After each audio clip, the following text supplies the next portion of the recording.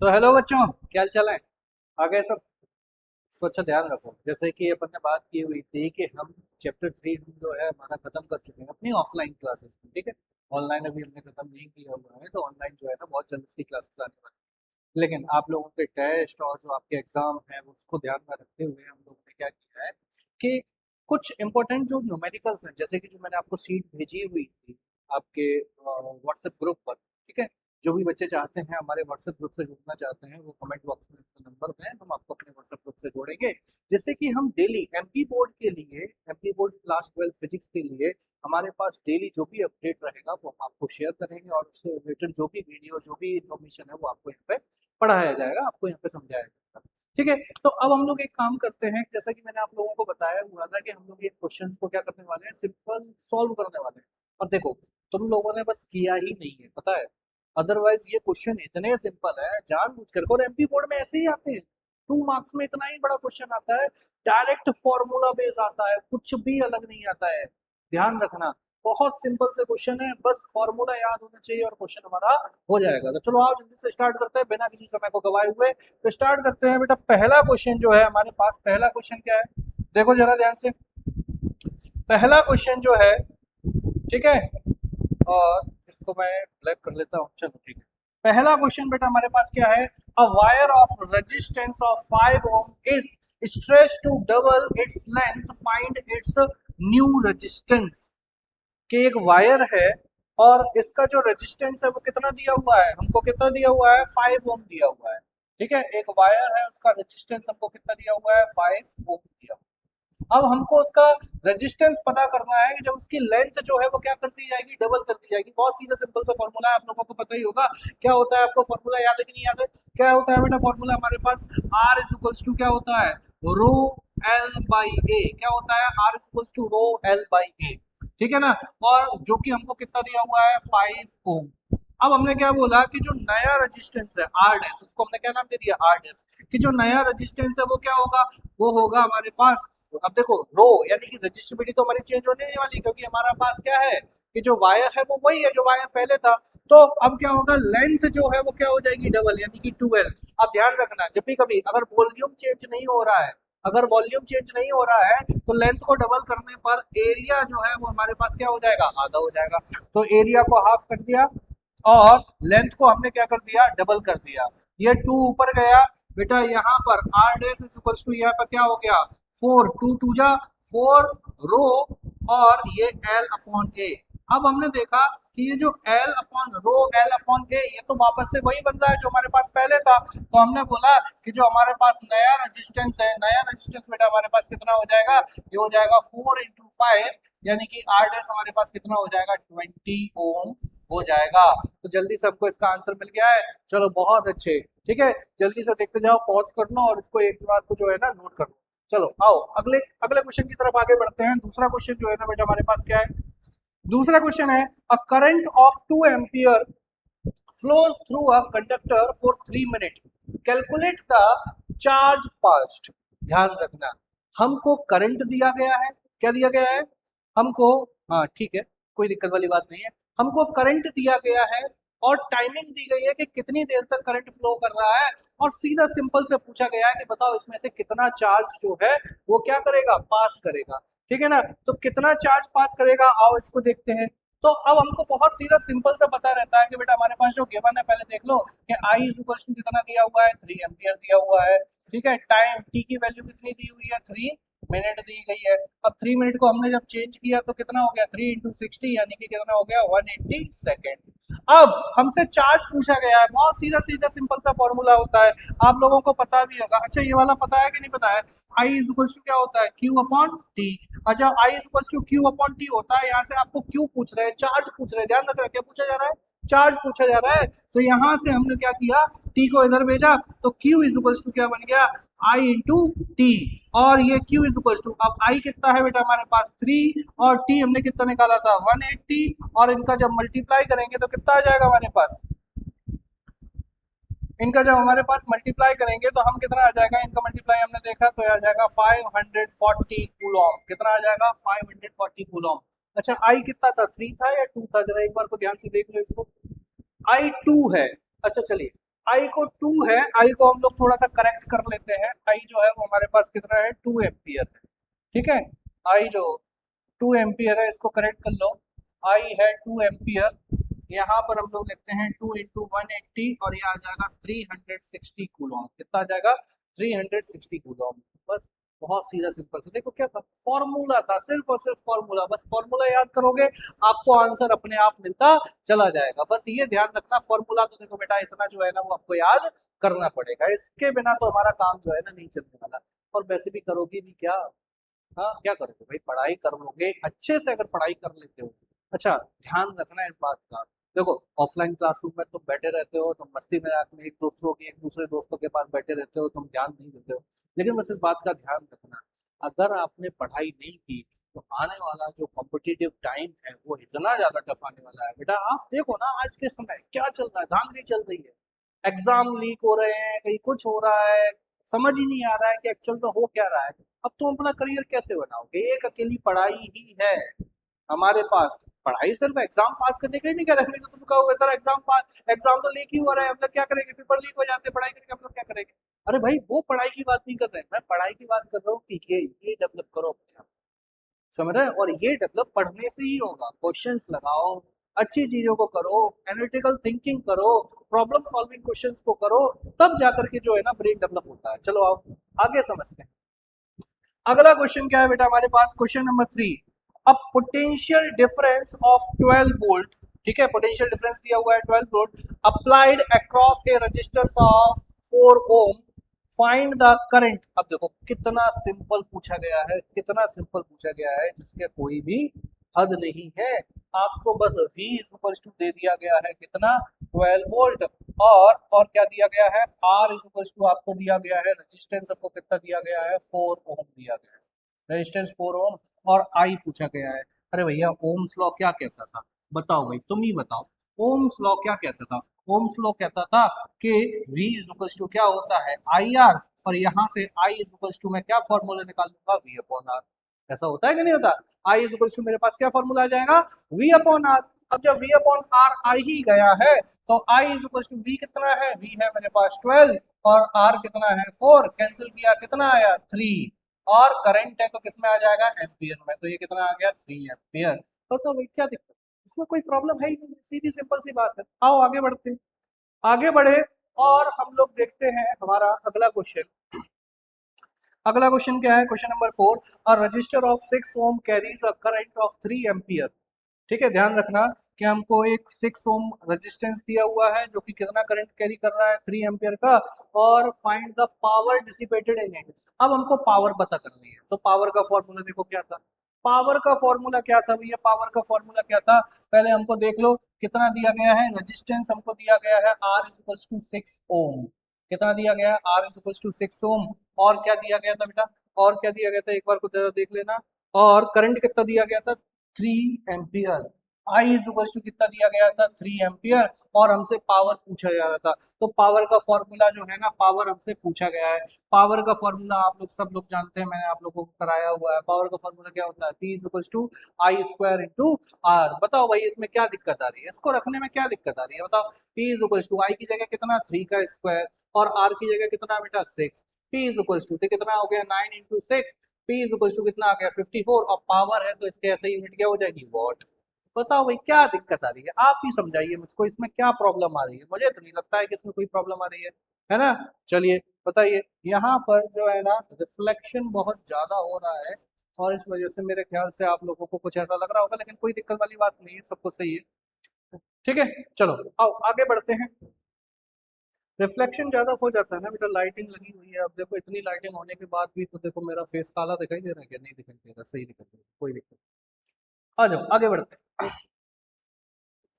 आगे बढ़े, और हमने देखा बेटा अगला क्वेश्चन, अगला क्वेश्चन, क्वेश्चन नंबर 5 क्या लिखा हुआ है, two registers of 2 ohm and 3 ohm are connected in series, find the equivalent resistance. देखो भाई डायरेक्ट फॉर्मूला, डायरेक्ट फॉर्मूला कुछ है ही नहीं है, मैंने जानबूझ करके फॉर्मूले ही निकाले हुए हैं ताकि बस आप लोगों को ये प्रैक्टिस हो जाए कि फॉर्मूले में क्वेश्चन रखना कैसे, कैसे प्रैक्टिस करना है।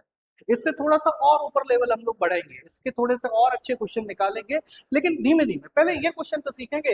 अब हमसे क्या बोला गया है कि एक रेजिस्टेंस R1 दिया हुआ है कितना 2 ओम, दूसरा R2 दिया हुआ है कितना 3 ओम, और इक्विवेलेंट, और बोला गया है ये सीरीज में जुड़े हुए हैं, तो बताओ इनका इक्विवेलेंट रेजिस्टेंस क्या होगा। तो बेटा सीधी सिंपल सी बात है कि सीरीज में जब भी कभी रेजिस्टेंस हमारे पास जुड़ा होता है तो इनका इक्विवेलेंट रेजिस्टेंस हम लोग क्या लिख देते हैं, R S is equals to R1 plus R2। निकाल दो भाई, कितना सिंपल से, R S is equals to R1 कितना 2 प्लस 3 यानी कि कितना हो गया 5 ओम।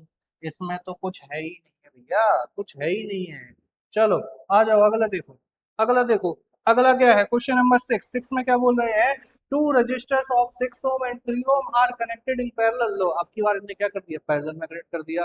Find the equivalent resistance. अब हमको क्या करना है, इक्विवेलेंट रेजिस्टेंस को फाइंड आउट करना है। बताओ भैया क्या होगा, करो आंसर, आप लोग ही जल्दी से जल्दी आंसर कर लो। अच्छा ये देखो, मैं ये देखूंगा कि किस बच्चे ने पहले से ही वीडियो के बीच में ही जो है ना आंसर निकाल के कमेंट जो है वो कर दिया है, तो हम लोग ये देखने वाले हैं। अब बताओ पैरेलल का तो आप लोग जानते ही है, पैरेलल में हमारे पास क्या होता है, जब भी कभी अपन पैरेलल में करते हैं तो क्या होता है, 1/RP is equals to 1/R1 plus 1/R2। अब 1/RP इज इक्वल्स टू क्या हो जाएगा, एक था 6 और एक था 3, तो लो भैया कर दिया मैंने, 6 और 3 का एलसीएम कितना आ जाएगा बताओ, कितना आ रहा है 12। चलो ठीक है 12 आ जाएगा, 3 आ जाएगा ना, 6 और 3 का एलसीएम कितना आ जाएगा, 3 आ जाएगा। ठीक है, सॉरी 6, ये आ गया एलसीएम मेरे पास कितना 6, तो यहाँ पे 1 और यहाँ पे कितना आ जाएगा 3, 2 जाता है यहाँ पे कितना आ जाएगा 2, तो ये आ जाएगा मेरे पास कितना 3/6, कैंसिल किया कितना आया 1/2, कैंसिल किया 0.5। ठीक है ना, कितना आ जाएगा, या फिर इसको एक काम कर लो, इसको सही तरीके से लिखने के लिए हम इसको 1/2 लिख देते हैं, तो इसको ऐसा लिख देते हैं 1/2। तो यहाँ पे लिखा 1/RP इज इक्वल्स टू आ गया कितना 1/2, इसको हमने क्या कर दिया, रेसिप्रोकल कर दिया, तो हमने बोला कि RP इज इक्वल्स टू कितना आ जाएगा 2 ओम आ जाएगा। और जैसे कि आपको पता ही है कि जब भी कभी हम पैरेलल में रेजिस्टेंस जोड़ देते हैं, ये 2 ओम लिखा हुआ है 20 में समझिएगा, ठीक है, ध्यान रखना। तो जैसे कि हम लोग क्या कर देते हैं कि रेजिस्टेंस को जब हम लोग पैरेलली कनेक्ट करते हैं तो रेजिस्टेंस हमारे पास क्या हो जाता है, कम हो जाता है। बहुत सीधा सिंपल सा है। चलो आओ आगे बढ़ते हैं। अगला क्वेश्चन क्या है, a cell of EMF 1.5 volt and internal resistance 0.5 ohm is connected to an external resistance 2.5 ohm. Find the current in the circuit। चलो भाई ये भी डायरेक्ट फॉर्मूला, सारे के सारे डायरेक्ट फॉर्मूले ही है। ठीक है, आपको क्या दिया हुआ है, इंटरनल रेजिस्टेंस दिया हुआ है, इंटरनल रेजिस्टेंस कितना दिया हुआ है, कहाँ है, हाँ, ईएमएफ दिया हुआ है 1.5, इंटरनल रेजिस्टेंस 0.5 और एक्सटर्नल 2.5। चलो हमको ईएमएफ दिया हुआ है कितना 1.5 वोल्ट, इंटरनल रेजिस्टेंस दिया हुआ है 0.5 ohm, external resistance R is equal to कितना दिया हुआ है 2.5 ओम, और हमसे पूछा क्या जा रहा है, करंट पूछा जा रहा है। क्या पूछा जा रहा है, करंट पूछा जा रहा है। तो अब करंट कैसे पता करेंगे बेटा, करंट कैसे पता करेंगे, तो सीधा सिंपल सा फॉर्मूला था, I is equal to, relation क्या निकाला था, I is equal to E upon R plus R, क्या निकाला था, I is equal to E upon R plus R. रख दो, ई की वैल्यू कितनी है 1.5, आर की वैल्यू कितनी है, ये है 2.5 प्लस 0.5, तो ये आ गया बेटा आई इज इक्वल टू 1.5 अपॉन, ये आ गया 3, कैंसिल किया कितना आया 1/2, और ये आ गया 0.5 एम्पियर। अब करंट है तो करंट किस में आ जाएगा 0.5 एम्पियर। इतनी बात सबको समझ आ गई, कोई दिक्कत, कोई दिक्कत नहीं है भैया। आ जाओ एट, जो 8th क्वेश्चन है उसको देख लेते हैं, है ना, 8th क्वेश्चन को देख लेते हैं। 8th क्वेश्चन क्या है हमारे पास, 8th क्वेश्चन बेटा हमसे क्या कह रहा है, right the relation between current and drift velocity. Current और ड्रिफ्ट वेलोसिटी के बीच का रिलेशन, अरे ये तो बहुत सीधा सिंपल सा है, इसमें तो कुछ है ही नहीं है। करंट और ड्रिफ्ट वेलोसिटी के बीच का रिलेशन क्या होता है, I is equals to N E A और ये V D. I is equals to N E A, जहाँ पे एन क्या है, एन है हमारे पास number of electrons, number of electron, ठीक है। फिर ई क्या है, ई क्या है, ई है एक इलेक्ट्रॉन का charge, charge on one electron, ठीक है। और ए क्या है, ए है क्रॉस सेक्शनल एरिया, क्या है, क्रॉस सेक्शनल एरिया, ठीक है बेटा। और ये वीडी, वीडी क्या है, वीडी है हमारे पास क्या, ड्रिफ्ट वेलोसिटी, ड्रिफ्ट वेलोसिटी। तो बस ड्रिफ्ट वेलोसिटी और करंट के बीच का रिलेशन जो है उनसे निकालने के लिए बोला गया था, ठीक है ना।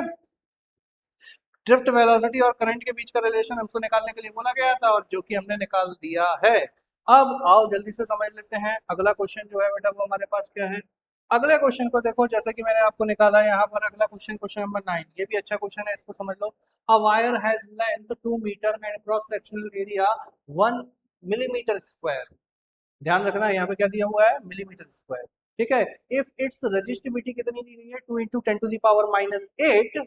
तो हमसे क्या बोला गया है, हमसे बोला गया है ohm metre, find its resistance, resistance हमको इसका निकालना है।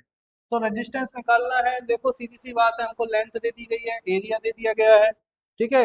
लेंथ और एरिया देने के बाद रेजिस्टिविटी भी दे दी गई है, अब रेजिस्टेंस निकालना है, तो सीधा सिंपल सा फॉर्मूला है।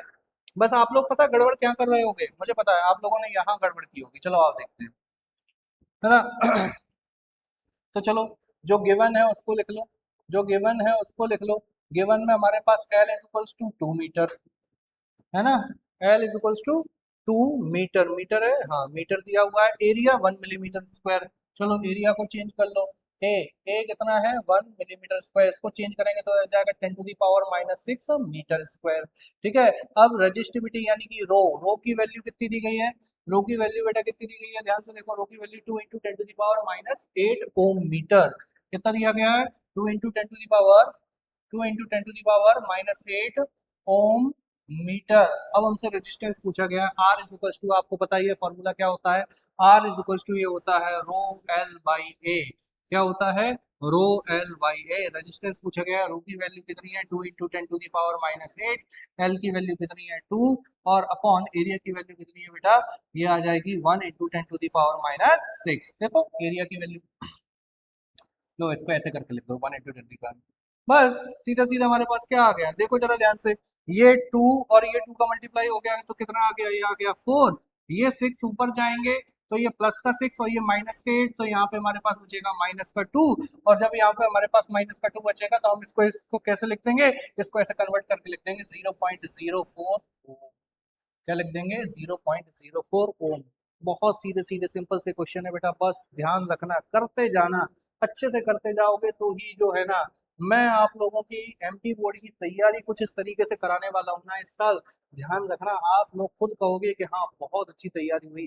बस शर्त यही है कि आप लोगों को प्रॉपर जो रूल है, जो आप लोगों को बताए जा रहे हैं, जिस तरीके से आपको तैयारी करनी है, आपको जिस तरीके से क्वेश्चन बताए जा रहे हैं, वो बस आपको फॉलो करते रहने हैं।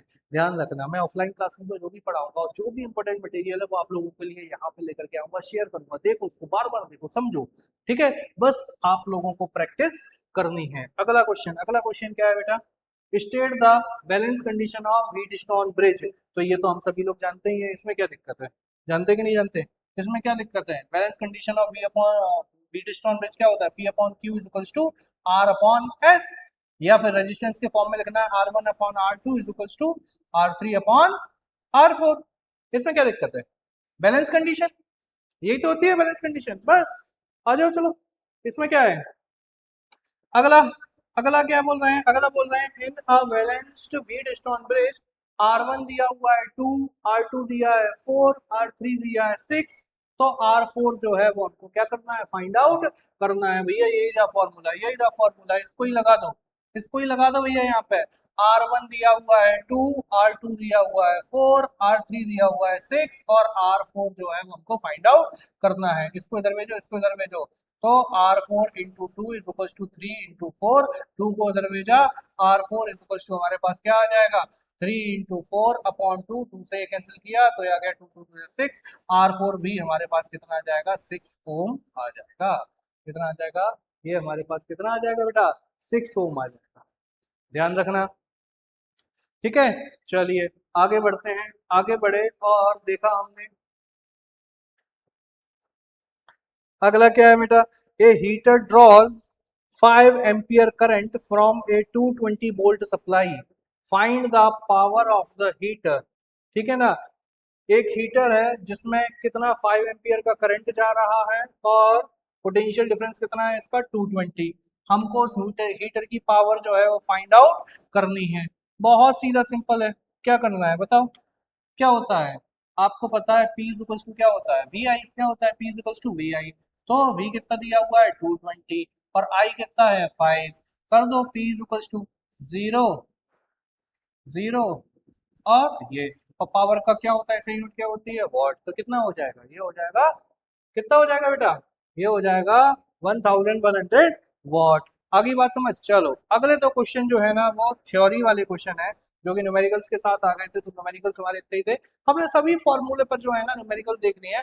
बहुत सिंपल से न्यूमेरिकल बनाए थे। अगर आप लोग कहोगे थोड़े से और हार्ड न्यूमेरिकल जो है ना वो हमको बनाने हैं तो हम उनकी भी प्रैक्टिस कराएंगे, हम उनको भी देखेंगे, लेकिन पहले ये वाले न्यूमेरिकल अपने ट्राई कर लो। इससे क्या होगा, बस आपको फॉर्मूले समझ आ गए कि हाँ फॉर्मूले को हम रखते कैसे हैं, फॉर्मूले में क्वेश्चंस करते कैसे हैं। तो जब हम इनको करेंगे फिर हम अगले और भी क्वेश्चंस लेकर के आएंगे।